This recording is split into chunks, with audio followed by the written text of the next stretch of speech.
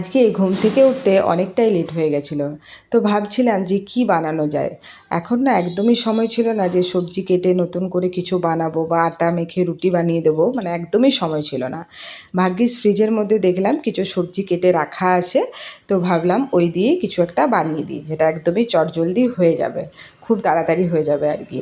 তো মাথায় এলো যে চিড়ের পোলাও, তো ওই জন্য চিড়ের পোলাওটা বানাতে এখানে শুরু করে দিয়েছি। প্রথমে আমি সাদা তেল দিয়ে দিচ্ছি, তারপর চিনেবাদামটা একটু ভেজে নিয়ে তার মধ্যে দিয়ে দেবো ছোলার ডাল। তারপর নেড়ে চেড়ে আমি ওতে দিয়ে দিচ্ছি আলু, পেঁয়াজ, আর তার সাথে এখানে গাজর, বিট, আর আছে পেঁয়াজ, লঙ্কা, তো আর তার সাথে আছে ধনেপাতা একদম মিহি করে কুচিয়ে রাখা। তো ওইগুলো দিয়ে দিচ্ছি, দিয়ে নেড়ে চেড়ে তার মধ্যে আমি লবণ আর হলুদ দিয়ে নেড়ে চেড়ে ঢাকা দিয়ে রেখে দেবো যতক্ষণ না সেদ্ধ হয়। 5 মিনিটের মধ্যে সেদ্ধ হয়ে যাবে। তারপর ঢাকা খুলে আমি ওতে দিয়ে দিচ্ছি আদা একটুখানি মতো গ্রেট করে, দিয়ে নেড়ে চেড়ে তারপর আমি চিড়েটা দিয়ে দেবো। চিড়েটা একবার মতো ধুয়ে নিয়েছি, একবার ধুয়ে তারপর চিড়েটা দিয়ে দিচ্ছি। এটা বেশ হেলদিও আর কি, আর খেতেও বেশ ভালোই লাগে। সামান্য পরিমাণে গোলমরিচের গুঁড়ো, লবণ, আর এখানে আজকে চিনির বদলে আমি দিচ্ছি জ্যাগরি পাউডার বা গুড় যেটাকে বলতে পারো, তো ওটা দিয়ে দিচ্ছি।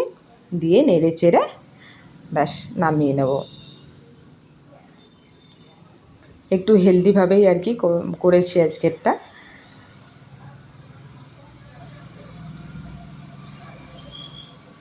তো ভালো করে নেড়ে চেড়ে একদম দেখো ঝুরঝুরে চিড়ের পোলাও আমাদের রেডি। চিড়ের পোলাও অনেক রকমভাবেই বানানো যায় আর কি। আমি তো মানে রান্না নিয়ে এক্সপেরিমেন্ট করতেই থাকি, মানে যেদিন যেমন সেই রকমভাবে বানাই আর কি, যেদিন যেটা মন যায় আর কি সেই রকমভাবে বানাই, নতুন নতুনভাবে বানাতে থাকি।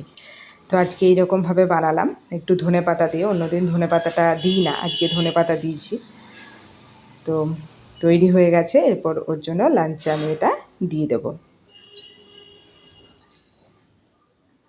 চিড়ের পোলাও, আর তার সাথে একটু ফল দিয়ে দেবো। ব্যাস এই হচ্ছে আজকের লাঞ্চ বক্স। তো আজকের এই ভিডিওটা তোমাদের কেমন লাগলো অবশ্যই কমেন্টে জানিও, আর ভালো লাগলে একটা লাইক করে দিও, আর হ্যাঁ অবশ্যই আমার পেজটাকে ফলো করে দিও। টাটা।